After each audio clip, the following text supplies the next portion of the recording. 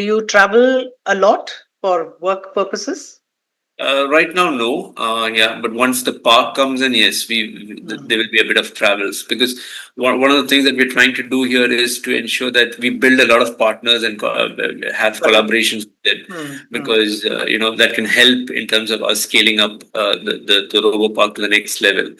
So yeah, so there are a lot of discussions happening, but it will get materialized once we get closer to the launch of it. Yeah. Okay. So it is called Incur Robo Park, is it? Yeah, it's Incur Robo Park. Yeah.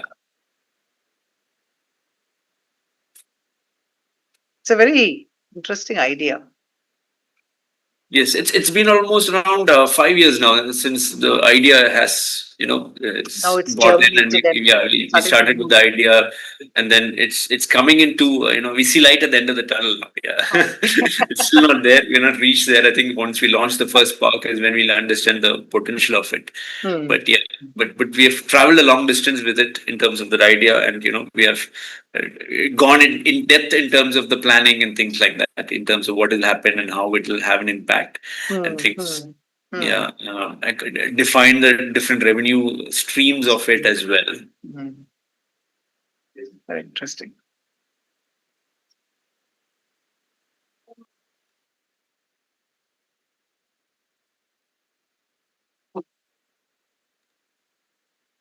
I think we can start. Gina? Okay. So, good evening, everyone. We are here for yet another episode of our Industry Connect series. From passion to purpose, my entrepreneurial journey in robotics. As technology continues to evolve, robotics stands at the forefront, reshaping industries, redefining education, and revolutionizing how we interact with the world around us. So, here we have someone special with us today who will be telling us more about Inca Robo Park. He is the CEO at Inca Robotic Solutions Private Limited. It's my pleasure to welcome Mr. Amit Raman.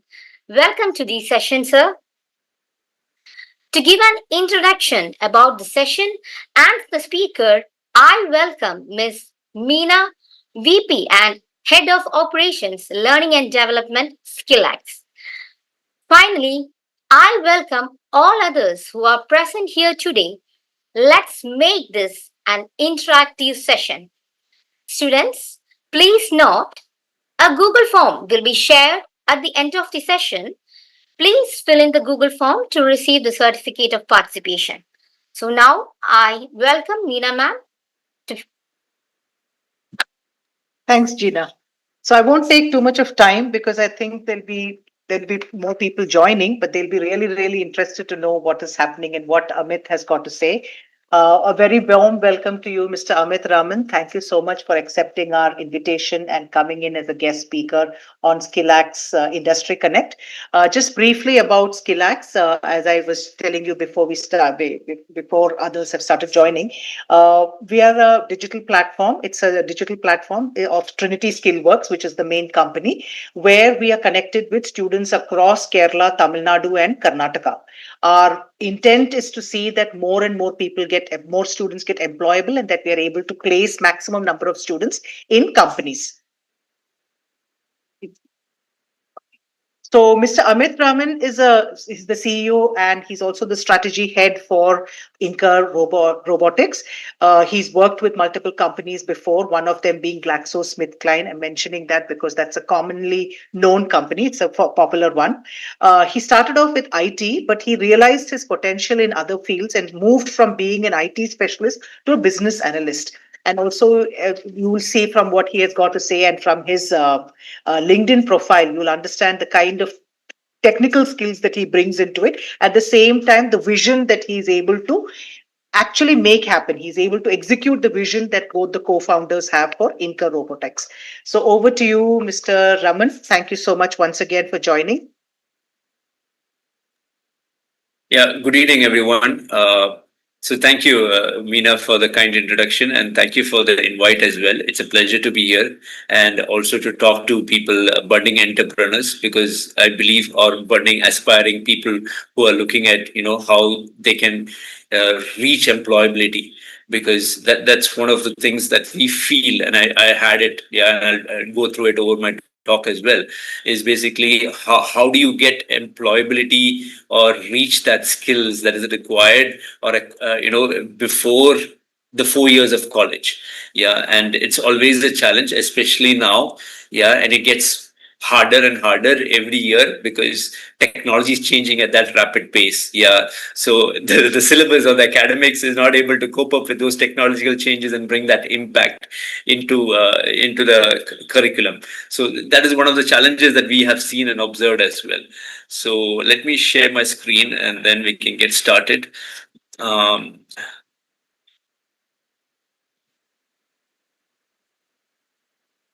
yeah, I hope you can see my screen.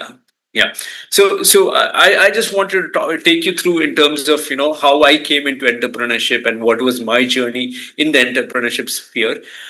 So there are three confusion that changed my life. Yeah, and I think most of us go through these kind of confusions at different parts of their journey as well. Some of them might be common, but yeah. So that's where I wanted to talk about these kind of confusions and how it became got into the entrepreneurship space as well. Yeah, because I've been employee for 15 years before I became an employer. Yeah, so that was around now, it's around 6 years now that I've been an employer. Yeah, so I just want to talk about my journey from where I started, how I did it, and and how has been my journey so far, so that at least I could inspire a few people and give them some guidance, give them some light, so that that can take them into the next level in their careers as well. Yeah, so the first confusion that I had was after 10th, should I take science or commerce? And I was more of an athlete. I was like, a sprinter. I was able to, get a school first, and then inter school also. I was doing very well. I was the fastest runner in the board and things like that. So so my thought process was I want to move into sports and things like that, be a professional athlete. And I see a lot of people at that point of time, they retire at around 30, 35, and then they do something that they like. So that was my thought process, but parents had other ideas.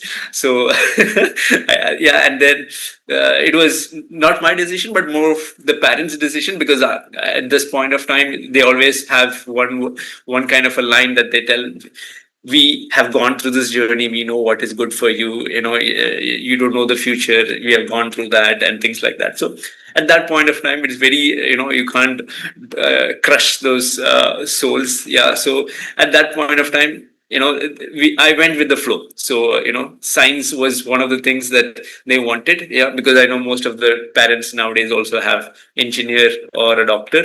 So science streams give you both the options, it's open. So that is what I did. I went for science with biology and maths. Yeah, more to learn, more to study and understand. And but I was good at studies. I was good in terms of science, especially chemistry. Maths was something that came naturally to me as well, and that really helped me in terms of a lot of these kind of plannings, even when I was an athlete as well. So it really helped me. But it was not like these kind of some of these concepts that is there, like the tan theta, cos theta. I still see that those kind of things later on in life. I know how it has got applied, especially when the smartphones came in. This is what the practical application is, and we use it in our daily lives nowadays. But when you study at that point of time, it was not one of the things that is commonly used in practical life. So sometimes in life we don't get what we want, but the choices that we make at that point of time will ensure that we continue in that journey. Yeah, because one of the things that I follow as a value is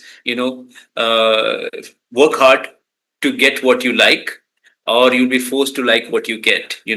And once you get into that line of what you're doing, look at what is that you want to do, and you can spend umpteen amount of time doing it rather than getting bored very fast. So once you have that kind of an understanding or clarity, that will guide you in terms of, yeah, this is something that I am passionate about and I can start doing, and or find that's passion in what you're doing. This is what I would advise at this point of time. And that is what I did. I still continued from 10th to 12th because I was in the same school. I continued my passion for athletics. Yeah. But at the same time, science was something that was a stream that I took. So 2 years, yeah, the first confusion was solved out, and then the key takeaway was that there will be conflicts, there will be a lot of confusions, but that confusions, once you start going into a path, you should ensure that you should not look back and think back, okay, what would I have done if I had taken commerce? Because that decision is already made. You can't change certain decision that you have made. So embrace that opportunity and look for understanding how you can move forward. What is the kind of growth that you can start looking at from that point of view?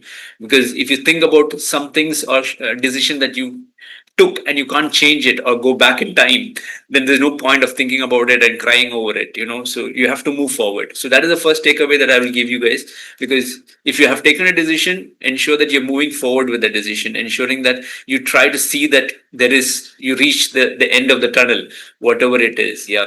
And the second confusion that I had was, as soon as 2 years passed, again, should I be taking engineering or medical? Yeah. So engineering was the safe choice for me because it gave a lot of branches and I could understand what I wanted to do. Again, I told you I was good in chemistry, so chemical engineering was something that I was looking at. Yeah.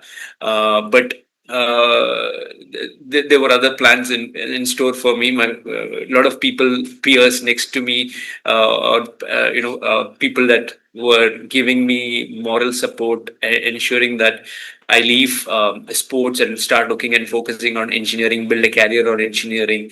Those people advised me that IT is something new at that point of time. This is way back in 1999. So IT was a new branch. They said, you spend 4 years, come out of it, you will get a job. People will come calling you for a job. But after 4 years, none of these jobs came. Yeah. And none of these people who gave me these insights were seen at that point of time. Yeah. So that was something that I learned because I understood the huge gap that existed between academy and the industry. So that was something that was a shock for me because a lot of things was new at that point of time and a huge gap. Yeah. And because it was the first kind of a branch, the subjects, the kind of syllabus, it was all a mix of CS, electronics, and all of these kind of things. And so basically it was not giving a clear guidance in terms of what to do. But what helped me was it created a spark in me when I did my final year project. Okay, the final year project was not something that I did. What I did was we were lucky enough to get into a company in Tidal Park, which was an IT park in Chennai at that point of time. So, and I saw a corporate office at that point of time, and somewhere in me, it said that I wanted to work in a company like this. And that hit me hard because I said that can be done. And what I saw there was an IT person or an admin, a network person, and he was like, calling the shots. So everything has to come through him. He has to give the permission for doing certain things, accessing certain sites and things like that. And so he was like, there's only one person controlling around 500 people. Yeah. And he was managing the server room and everything. So that is where I saw that every office needed one of these kind of people. And that is where I thought it gave me a pathway to go into, because I said networking is something that I should be looking at, because every company needs a network or an IT admin or an office network administrator. And that is something that I can start looking at. And but there was a huge gap because the academia was just the basic theory. So I had to do some practical, get some specialized courses. So that is what I took. Basically, I took a specialized course. So I came back to Kerala and did a specialized course for 6 months in Cisco and Microsoft. They said 3 months, but it took 6 months because of all the holidays and everything that was happening in Kerala at that point of time. And but what I understood is that course was just a certificate that will help me to get into an interview. I had to perform in an interview.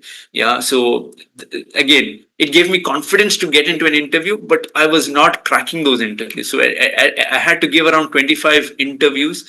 Yeah. And finally, I got a job as an IT specialist in a small company that was going into clinical research.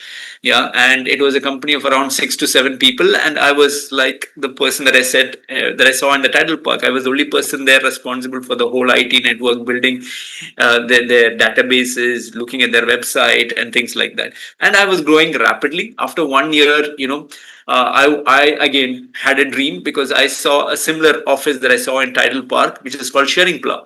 And we were doing projects for them. So I approached that person. I told, is there something that I can, is there a vacancy in your company that I can, join and things like that. And coincidentally or luckily, they were looking at a IT specialist as well, because they wanted to ensure that their office was also having an IT person who was responsible.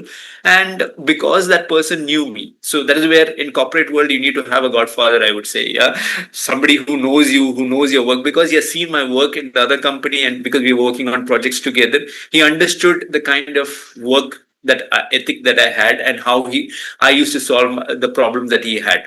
And we were working mostly on clinical research databases and things like that. But he understood my qualification as in IT. And when an IT specialist vacancy came in that organization, I applied for it. He recommended, and I got the job. Okay. And that was a move that I would say changed a lot of perspective for me, because I understood that I had to network with people, make connections, so that I also ensure that I grow in an organization. Yeah. And I moved into different roles in that organization because I was open to take up any opportunity that came my way. And I was learning. So the good thing that I had was I was learning in the job. I was understanding how to do things. And I was ensuring that I moved into different roles during my tenure there. So I started an IT specialist. I handled only one country. Then I moved into 5 countries, and I handled the regional office. I even got, as part of the regional office assignment, I hired IT specialists in Egypt and other countries as well. So these were the kind of things that I was doing, and I was ensuring that I was also able to work smart, something that took me a day to solve over a period of time. I also ensured that I use automation techniques to reduce that to at least half a day, and then to a couple of hours using automation tools and things like that. So and this was a period of time in 2006-7 that the global recession hit, and there was a lot of job losses at that point of time. So again, during this period of time, I was also fearing a job loss, and I was not skilled enough, or I was not having qualifications, because my CCNA was the only qualification that I had. Yeah, so I wanted to do more of these kind of certifications, because my core skill was networking, and I was not doing any of that in my current role. Yeah, so I was moving into more of these kind of business excellence or business intelligence kind of things. So that is when I started looking at how I could skill myself, and I started looking at CCIE, which was the highest networking certificate at that point of time. And the challenge with CCIE was that it was a very tough exam to crack. There was only around 25,000 people in 2007 that had passed that exam. Okay, and it was an 8-hour exam that has to be given in a Cisco office. So you start in the morning 8 o'clock and you leave by around 4 o'clock in the evening. Yeah, so focus, concentration has to be there for these 8 hours. Then only you can crack those kind of complex networking solutions that they will put in for you. Yeah, and it was $1,500 that I have to spend for each exam. And once you fail the exam, after 1 month only, you can retake the exam. So these were things that for me, I was investing my money that I got as salary into this process over a period. And I took 1 year to prepare for that exam. So after work around 6, 7, I used to go to the center, work till or do these kind of problem solving, learn about the theories and things like that till 12, 1, and then go back to work again at around 8 o'clock in the morning. So that used to be my routine during that 1 year of time till I cracked the exam. I cracked the exam in my third attempt. So you can understand, for me, $4,500 that I had to spend for this, and every time they tell you pass or fail. You have to start looking at, okay, what went wrong? How did they not, how did I not pass? What was the kind of things that I need to tweak for my next exam? And the good thing or the bad thing, I don't know. I will always look at the positive side of it. Once I got the exam cracked, the company offered me something in terms of a commercial role. So they moved me from an IT specialist into a commercial operations where I had to handle the customer relationship management software and things like that. So I moved into more into the business side, where I had to look after the field force and things like that. So in terms of how many calls they're making, which all doctors they're visiting, because it was a pharmaceutical company that I had that was there. So again, I had a technical degree with me, but I took the non-technical path because I thought more learnings will be there, and there's an opportunity within the company that I've worked for around 3 to 4 years. So I thought it is better to start or move into a new role in a existing company than move into a new company, because they wanted me, they saw value in me.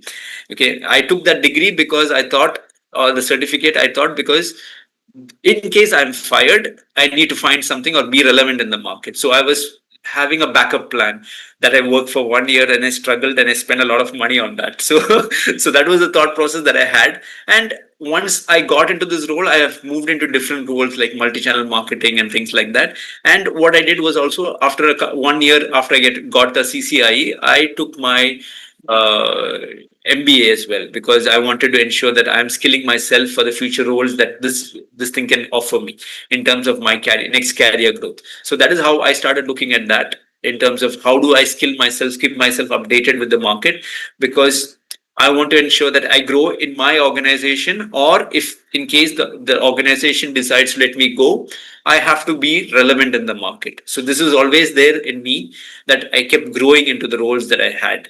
Okay. And I took more assignments that came my way because I wanted to grow. Yeah. That was the thought process that I had, because I always told you initially, also, I told you I was an athlete. I wanted to become an athlete. And these people retire around 35, 40. Yeah. So that was the thought process I had. I have to go get into a position where I'm able to retire at that point of time. But things have changed. Yeah. I'll tell you soon. But this was the thought process that I had during that period of time. Yeah. And I was ensuring that I grow into that. So I was more of a workaholic, working around 12 to 14 hours a day. Yeah. And ensuring that I keep growing into my roles as well.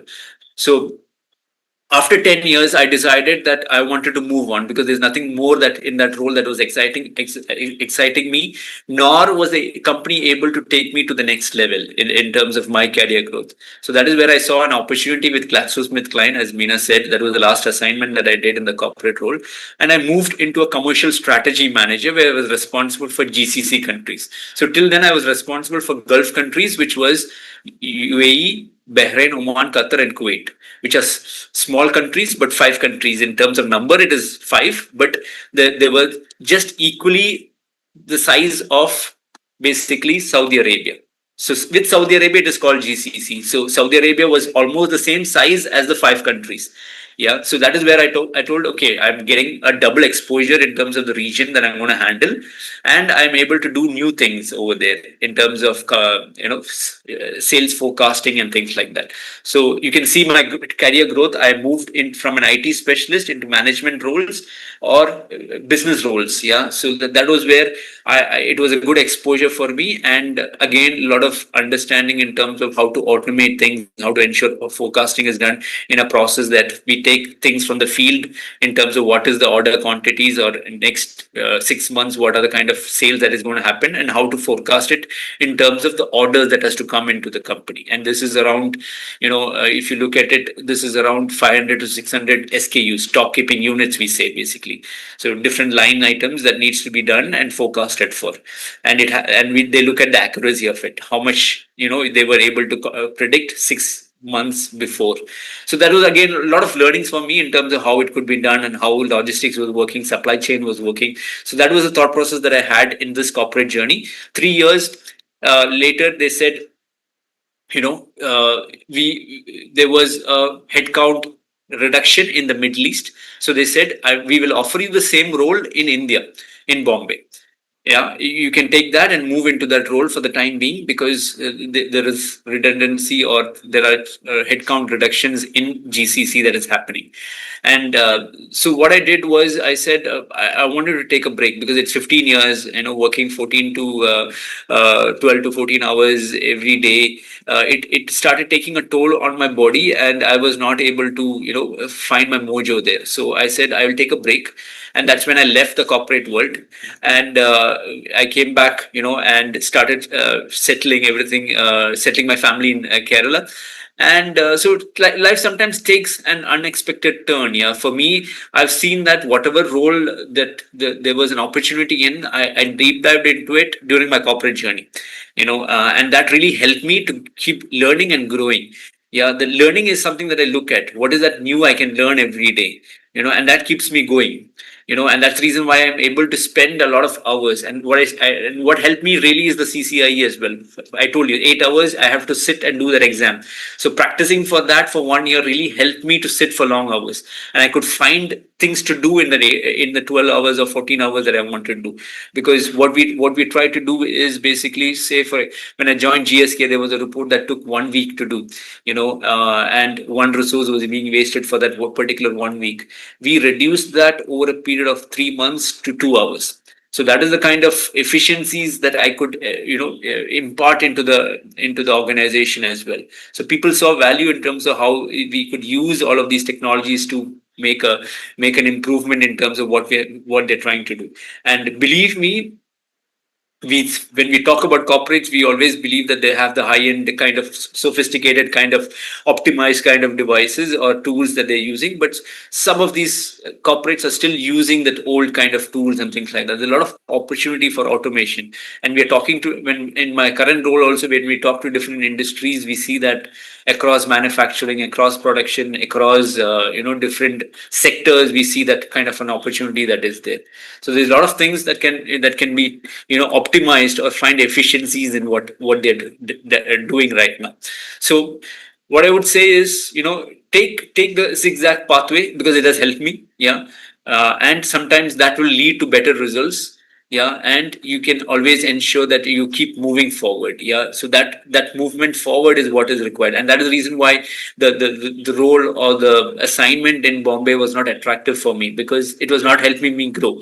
What all I did it for 3 years, I have to go there and do it again in a 1 year time period. So I'm just accelerating what I did. So it is taking me, in my time journey 3 years back. So I said I did not want to do that, and that was something that I took as, because I said I wanted to do something different at that point of time.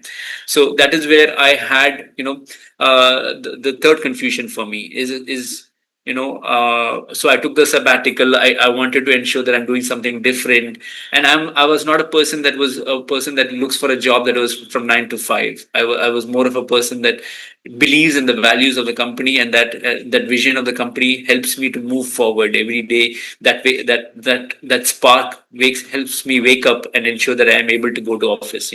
So that was something that I wanted to do differently.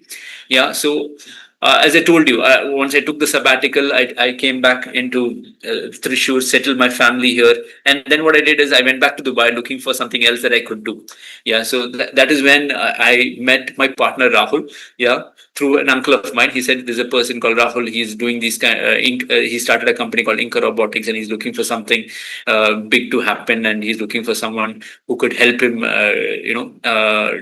drive this growth to take it to the next level and things like that. So when I met Rahul, a lot of the things that I wanted to do during my college days, as a thought process of an entrepreneur, because I had the same idea that Byju's had, get online learning and things like that. But at that point of time, I was scared. Nobody was there in my family that was doing into business, and for me, it was a new venture. So I took the safe path at that point of time, get into a job and things like that. But when he shared a few things that he wanted to do, it resonated with what I was also looking at doing. And what I thought is, okay, there is There is the R&D where we were doing a lot of research and development. And since I was from the pharma field, I know that R&D or a strong pipeline is good for any company, because if you have 10 products and any one of the products click, you have made your day.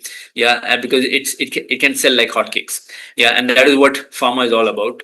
Yeah, and I've seen that same kind of thing over here in this in what Rahul presented, and I saw that there is also a lot of things that can give back to the community. We wanted to take technology to the grassroots levels, and I also wanted to give back to the community after that, after what I had in my 15 years, because I wanted to ensure that that kind of a thought process that I went through after the academics. I needed to spend 6 to 9 months skilling myself to be ready for the industry. I want to reduce the skill gap, similar to what Trinity Skillworks is doing right now.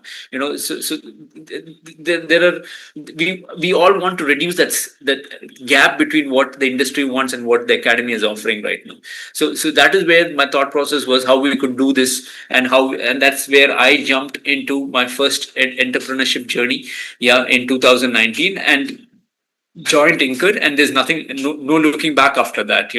I've enjoyed every day of it, and it has been a truly learning experience. Because there's a lot of uncertainty, but I think uncertainty is there everywhere, and if you find the positive in that uncertainty, we all move towards it. So what we do is basically at Inker, also when we come across a lot of these kind of challenges, we start looking at, okay, what is the worst case scenario that can happen? Yeah, and try to reduce or mitigate those kind of risks that is there, so that it can come down to an acceptable level. Once you have that reality check, what is the worst that can happen, then you start moving forward, in terms, okay, these are, and you try to find solutions to those problems that is ahead of you. So these are kind of things that we as startups, we always face it. There's always, highs and lows in a startup, and sometimes, it happens very fast. Yeah, and that is where what we do helps us find, because there's a lot of passion involved in it. We find a purpose in what we do, and it's really supported us in our journey as well. These are thought processes, because these are, as I told you, you have to ensure that you take a decision and you stick to that decision at the end of the day. And if you have made a mistake, admit your mistake and ensure that you move forward with it, because because that is where we see value in it, in terms of how we could drive this kind of growth. Yeah. So that is where I brought in this kind of entrepreneurial mindset, because I had that in my corporate world, because I was lucky enough to work with a few European managers who always taught me how to find solutions to the problems rather than present only the problem itself, and that helped me drive a mindset which is positive, ensuring that we look to move forward.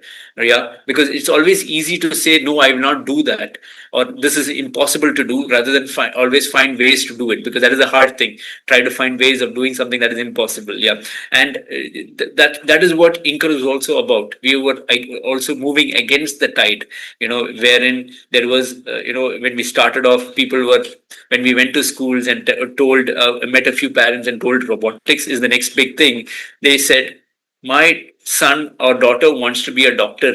Can you tell me what is robotics to do with the doctor or MBBS? But now we have the answer. Yeah, basically after 6 years, because we saw that at that point of time, we saw that. Yeah, but we not have an answer to it, because now even doctors are doing surgeries using robotics. And they have to be skilled in these kind of things. So the earlier you skill these people in these kind of technologies, it's better for them to adopt and embrace technology.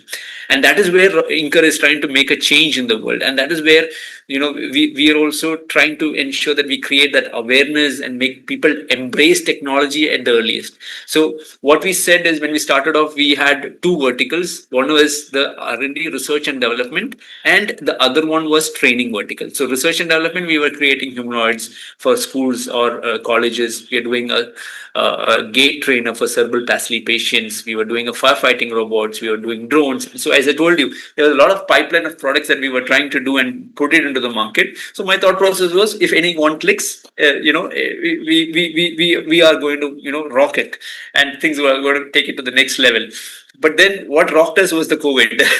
Yeah. So the COVID changed all of this. Yeah. We were trying to get into schools and set up labs. That was the portfolio for the training. So, at that point of time, we were saying that, okay, next academic year, we might have 10 schools, lined up for doing these kind of things. And we could give our humanoid robot that we did R&D as part of that curriculum and things like that. But everything changed when COVID came in. Yeah, it got struck.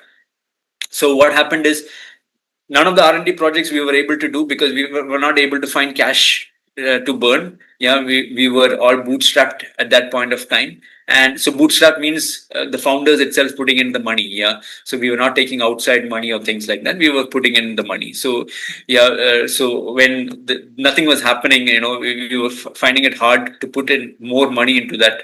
So we had to get investments. We not want to let go of the R&D because we saw that is going to make value in the long run. Yeah, the training was something that we were doing, but we could not do it offline because of COVID. We had to go online, and we did online. I still remember my kids. They just listen for 2 minutes and then they're fidgety with the online classes, and and then. So basically, online was not giving that impact that we wanted. We tried doing online for school children and things like that, but it was not giving the impact that we wanted. Yeah, and I told you, we're not there to make the money. We wanted to create a social impact, and through that, we wanted to make money. Yeah, that was the thought process that I and Rahul had as well. So we wanted to ensure that we are serving the purpose. Yeah. And because during the initial days, we used to take these kind of robots to schools and showcase it to people, and we not take any money for that. And we saw that when we went into villages and showed people the robots and things like children, the robots and things like that, they started the thought process that they had is at a different level from the next day onwards, because then they've seen something and they started aspiring to be creating those kind of robots, or understanding that, okay, this is something that I want to learn or I want to have in my house. So those kind of dreams is what they started having. And we saw that because the kind of question that they asked is, how can I build one? How can I have one in my house and things like that? So we understood that it is creating an impact. But after COVID, what happened is, we met a lot of people, and we tried to ensure that is when our Robo Park came into existence. We wanted to create a physical ecosystem where all of this can thrive, where we can create awareness, we can do the learning, we can do the products and solutions or R&D, and we can also use this infrastructure to create more entrepreneurs that can lead to more employability for the country. So that is the thought process that we started building from 2020 onwards. And at that point of time, when we started presenting this idea, we have even people who are investors who told us, what is your credibility to build something big like this? And so these were negative comments, but I think, again, we believed in ourselves. We believed that we wanted to create something that lasts, not for today, but for the future. So these were things that we wanted to do. Yeah. So people, yeah, even though people, slowly gave us different negative thoughts, it helped us to see how we could change things, because we were also into the same thought process of how do we change the perception of people? How do we make people believe that this is the next big thing? So this is how we were trying to solve the problems. And because every industry that we went and spoke to regarding the research and development, we saw a lot of opportunities in every industry, be it banking, be it gold, be it Ayurvedic or pharma. We saw a lot of opportunities in every industry that we were going into, that these kind of technologies can take the manufacturing or the efficiency to the next level. So that was the thought process that we had, and this is where we are trying to build these kind of solutions. So basically, what we wanted to do is to ensure that we drive a change in the world. We're taking these kind of technology to the grassroots levels. Why am I saying this? Because I believe that now AI is here. We know that AI is able to do a lot of these kind of coding jobs. Yeah, and AI is very disruptive. It is changing new things. If you, I don't know if you believe it, but this slide deck that I showed you today, it was made in just 10 minutes with AI, just before the presentation, because I had a very bad day today. I was in the field in the morning, and then there was a death in my family. I had to go with my wife there, and I came back to my house at around 5 o'clock. Yeah, and I had to be doing looking after the children as well because my wife is not here. So all of this added on, I just had 1 hour to prepare. So I prepared for 30 minutes and I put into a new tool that I tested it for the first time and I got this slide deck. So this is where I'm using technology to ensure my productivity is increased. Yeah. So so that's where I'm trying to learn new things as well on the go. So what we are seeing is that new jobs will be created and our people will have to be ready for these new jobs. If you look at 2000, 1999, 2000, there were a lot of new jobs created because we were into the business process, BPOs, and software fields and things like that. The knowledge economy was there, and our people were able to get all the jobs that is there. Because of one reason, people in China did not know English. Now there's another reason, people don't want to do business with China, so the jobs are still going to come to India. So we have to be ready for it, and we see jobs happening across all of these engineering domains, be it robotics, be it AI, be it IoT, VR. We see a lot of manufacturing happening. Tesla is coming, Apple is coming, all of the big giants are also coming into India. So we have to be ready for this kind of a thing. So that is where we are trying to ensure skilling happens.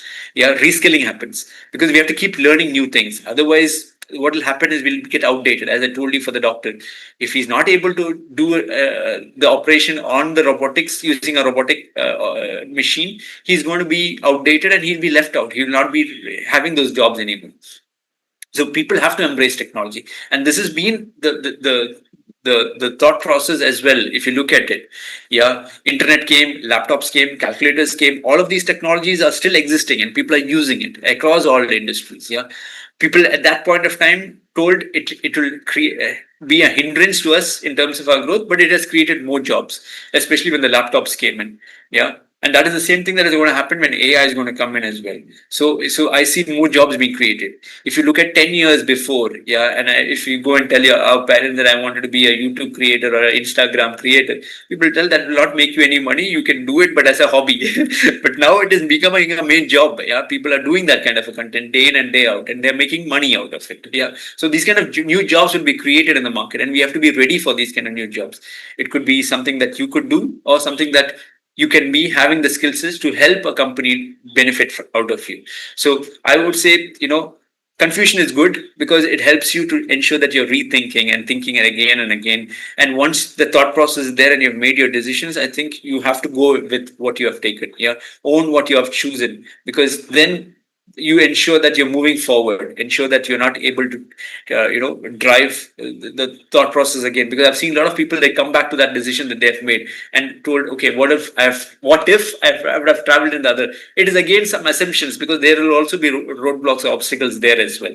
Yeah, so that is basically something that we'll always have to do, ensure that we are keeping moving forward rather than backwards. Yeah, and see, for me as well, I had a lot of roadblocks. Yeah, during my 6 years of entrepreneurial journey. Yeah, we started off with a lot of hopes. Then when the COVID came, we hit a roadblock, and then before COVID, we were a 55 employee company. Yeah, and when we got the funding in 2023, that is after pitching to 250 plus investors, you won't believe it, our company was only 6 employees. So we took a hit, and we know basically. So there was a lot of hardships. It has not been an easy ride so far, and going forward also, I don't see it is going to be an easy ride till we have the first robo park ready.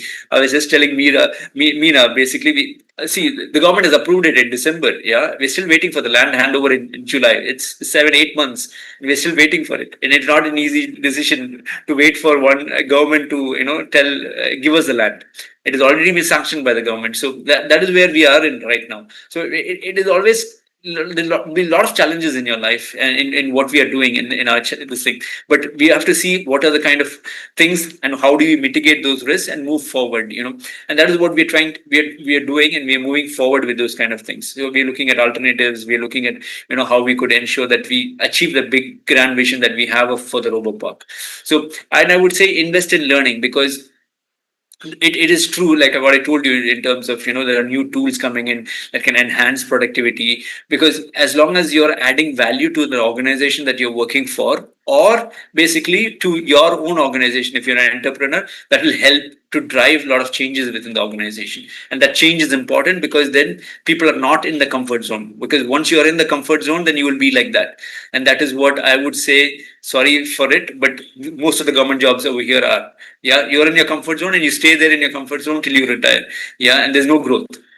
Yeah, for me it doesn't make sense because I've been used to the other way around. Yeah, so, and surround people yourself with people that challenge you a lot. Yeah, so that you're helping you to grow and move in terms of your journey as well, because I believe that is what it is right now, because we are in an era where we have to keep improving ourselves.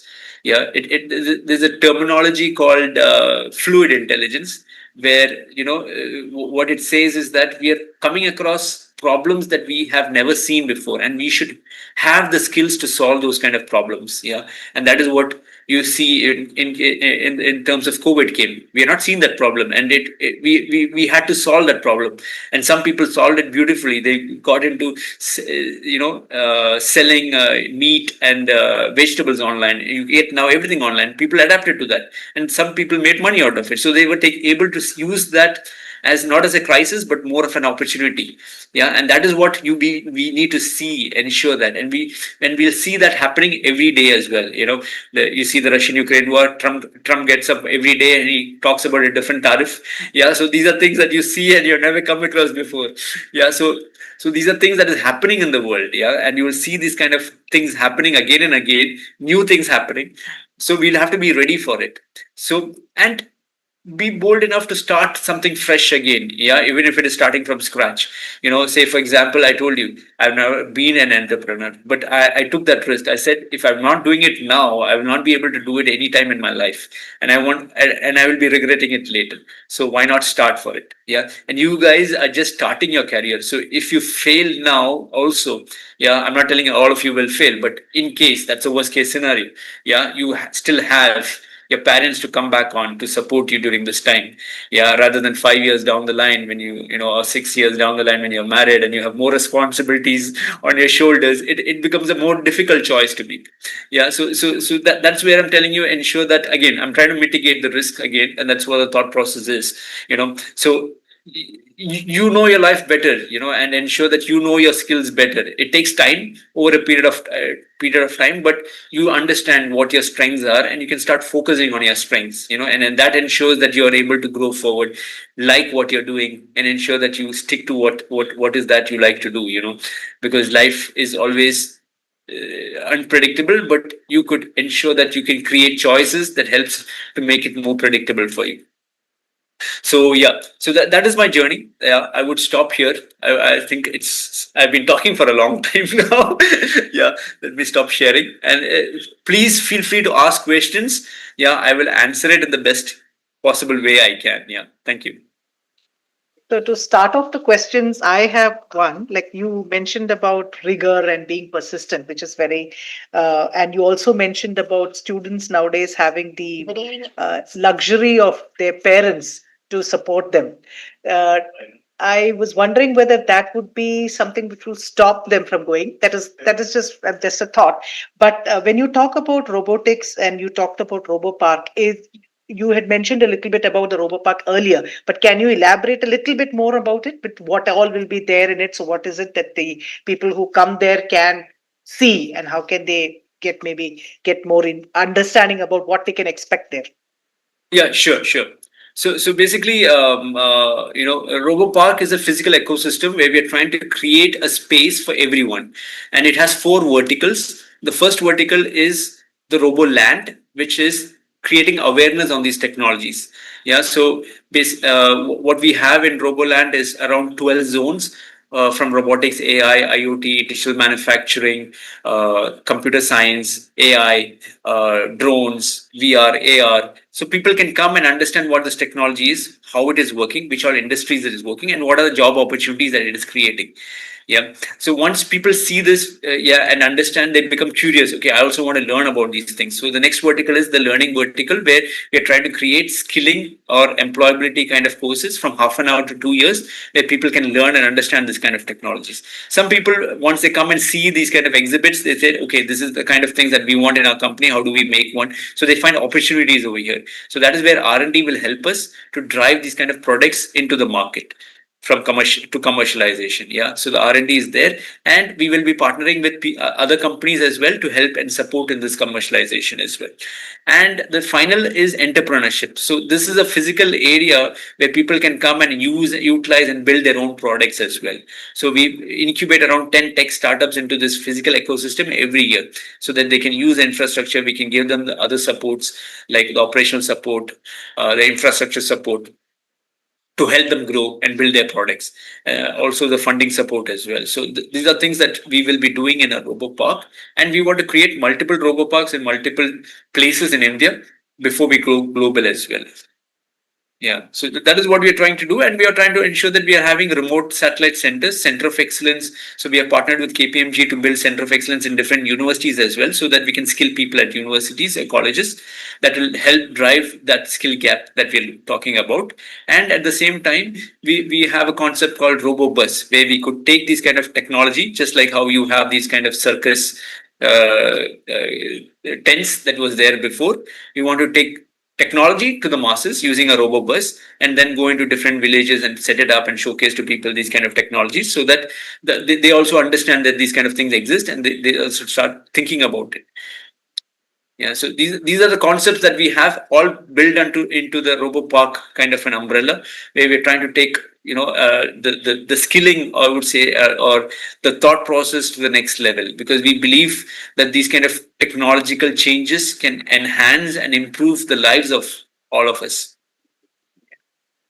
So you also mentioned about big like Tesla and other companies coming to India, Apple coming to India. Is that going to be a challenge for us? Is it going to be difficult for? I mean, we are we obviously can. Students have to start upskilling. They have to learn about the new technologies. But will that be a threat to us? No, it is not a threat, because it creates more jobs in our market. Okay, so you have something called dark factories in China, which there's no people working, and everything is automated. There's no need of electricity and things like that. But in our country, it is not going to come very soon. There will be still people working, and you need people working on this, and you need people to work on a lot of these kind of R&D projects and things like that. So you see a lot of skills required, yeah, for these kind of jobs that is there in the market. And what I'm saying is, when Apple and Tesla is coming, it creates more employment opportunities for us. Which, if that manufacturing plant is in any other country like Taiwan or Vietnam, it creates opportunities for in that market. Yeah, so there are a lot of things that can happen in this for us as well. And what I'm saying is, also, if you look at, so those are more of engineering kind of jobs that is being created there. You see that kind of jobs created even in the IoT segment, Internet of Things. Yeah, because you see nowadays even CCTV cameras at home, you can just sit in your office and access it. Yeah, these are things that is already there. But what we're going to see is, because we are moving into 5G, 5G is 20 times faster than 4G, and the government has said by 2030 we are going to move into 6G, which is 1,000 times faster than 5G. So what will happen is, all of the devices that is connected in our homes will be connected to the internet very soon. So two things will happen. You can ensure that your comfort of living will change, because it can sense that it becomes smart. It can sense that you are around 500 meters away from the house, so it can switch on the light, the fans, or AC, and keep your room ready for you to welcome you. Okay, so it becomes smart. The other thing is, it goes into predictive repairing. Yeah, basically. So what happens is, basically, if you have a washing machine at your home now, it gets spoiled. Then we have to call a repair person, and he comes after 2 weeks maybe, or whenever he's available. And by that time, there's a pile of cloth that needs to be washed. Yeah, and everybody is frustrated at home. Yeah, or we have to find an alternative. So it is a reactive kind of a thing. So proactive maintenance is not happening there. So what will happen is, if it is an IoT device, it will keep on sending signals. If there is an outlier, that there's a cranky noise that is coming from the motor or things like that, before it gets spoiled, the technician will be at our house and it gets repaired. So proactive maintenance happened. So again, it creating a lot of jobs. And this is the same thing that happened when mobiles and laptops came in as well. So a lot of service centers are now opened up. You see these kind of shops, repair shops and things like that. So these kind of jobs in every village. So we see a lot of people are getting jobs for skilling as well. And you see a lot of people start using robotics in a couple of years' time. You already have around, cleaning robots in Amazon for 30,000 or something. So it is becoming affordable for people, just like how cars have been, TVs have been, mobiles have been. It is coming to that stage where it is becoming affordability is coming to the common man. So what will happen is people will start purchasing these kind of devices. The reason why they are purchasing now is because of the high cost and serviceability. The cost reduces, and there's a lot of service centers where people can come and believe that, okay, in case it gets spoiled, I spend some money as well. There is a person that can fix it for me. So once these two are fixed, and that creates more employment. So we should be ready for those kind of things. No, that is what you just said. Actually, it really rings very true with us, because the the the premise on which Trinity Skill Works was started was also from a World Bank report, which at that time said many of the students who are coming out of colleges in India are not employable. Many. Yeah. That was the reason. But also very soon after that, when the IoT and not Internet of Things also, and robotics and AI started coming, that is World Economic Forum came out with a report that people were scared that there will be no jobs. So they said, yeah, millions of jobs may disappear, but double the number of jobs or 3 times the number of jobs are going to come. So, Yeah. like you just said, it is up to each of us, especially the youngsters, to start opening out their horizons, looking at what are the options which are available. And maybe meeting people like you will be of great value to them, because they can understand that these are the choices which are there. Everybody doesn't have to be an engineer. So that was another question. Does a person have to be an engineer to be able to study robotics or artificial intelligence? Not really. It's more of to do with their passion, I would say, Meena. Because a couple of things that I would like to add here, because you mentioned World Economic Forum. Yeah, because in the latest report of World Economic Forum, they said 90 million jobs will be replaced or they will be lost, but around 170 new jobs will be created. So it's the same report that says 170 million jobs will be created. So are we ready for those kind of jobs? Yeah. And if you look at it right now, you don't need to learn about coding. You could use all of these kind of AI tools like ChatGPT or things like that to do your coding for you. Even you have something called vibe coding right now. You can just tell what it wants and it will do the coding for you. In plain English, if you can tell it will do it for you. So these are the kind of things that you and me can now make websites. Yeah. So a non-technical person can create a website, right? So that is where the world is going into. Yeah. So it's just like how we are, how laptop is getting used across industries. Yeah, it was a technical thing a few decades ago, but now it is not. So yeah, and you see, the young generation is very active. They are born into a digital world. Yeah, so they know how to use these things better than us, and they get used to use these things better than us. More intuitive in the Yeah. way they have to use it. Yeah, that's true.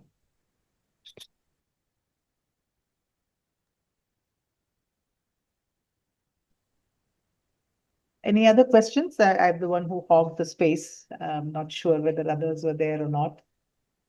But I think we have I thank you so much for keeping to the time, which is, thanks a lot for that. No, thank you. I think I was, yeah, I did not leave us time for the Q&A. Okay. All right. Thanks a lot, Amit. Any other questions? So what we are doing is the video that this is also live streamed onto YouTube. We have a YouTube channel, and there could be some questions which will come up there. So those we will probably post it to you, and then we can share it with them back after that. Sure, sure. Gina, over to you. So, good evening, everyone. On behalf of SkillActz and everyone gathered here, I extend my heartfelt thanks to our distinguished speaker, Mr. Amit Raman, for an inspiring and thought provoking session. Thank you, sir, for so openly sharing the three major turning points and confusions that help shape your path. Your honesty, insights, and reflections have not only enlightened us but also encouraged many of us to embrace uncertainty as a stepping stone to our growth. We are deeply grateful for your time and wisdom, sir. And a special thanks to all the students and participants. Your energy and engagement made this session truly meaningful.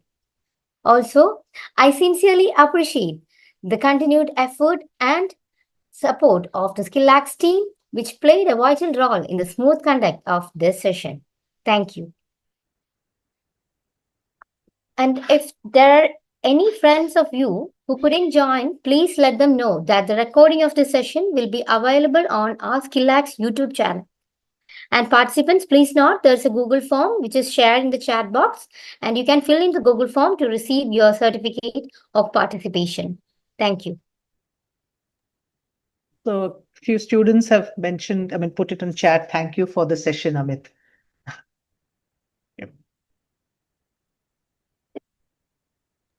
Yeah, thank you. Thank you. Nice to hear that. And thank you, Meena, for the invite. It's a pleasure talking to people. Yeah, at least I believe I was able to spark or ignite a few sparks in a few minds today. Yeah. I'm sure everybody is now going to be keen about Info Park. Sorry, Incur RoboPark. Yes. Something Yes. we can look forward to. Yeah. Thank you so much, Amit. Thank you. Thank you. Bye-bye. Bye.